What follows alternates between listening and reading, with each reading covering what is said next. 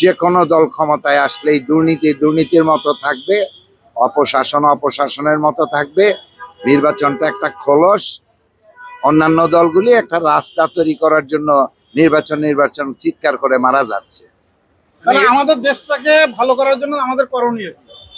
কোনো কিছু করেই আমাদের দেশকে ভালো করা যায় না। 18 কোটি লোক সৎ হয়ে যাক, দেশ এমনিতেই ভালো হয়।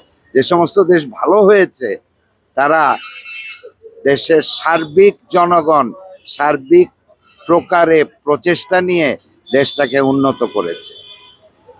যেখানে দেশ ভালো বলতেছেন, যেসব দেশের জনগণগুলো, ওইখানে কিন্তু আইন শৃঙ্খলা বাহিনী সৎ বিদায় সেই দেশের মানুষ সৎ হতে বাধ্য। তাহলে আমাদের দেশটা কিভাবে ঢেলে সাজালে আমাদের দেশ মানুষগুলো সৎ করা সম্ভব?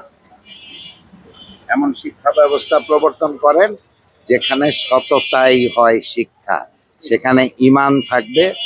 দুর্নীতির বিরুদ্ধে আমরা কথা বলতে পারবো, সাংবাদিকরা ওপেনলি কথা বলতে পারবে, জনগণ ওপেনলি কথা বলতে পারবে, এবং আরেকটা ফ্যাসিবাদ আরেকটা স্বৈরাচারের সোপান ভিত্তি যাতে তৈরি না হয়। এই তো। ভালো বলেছেন।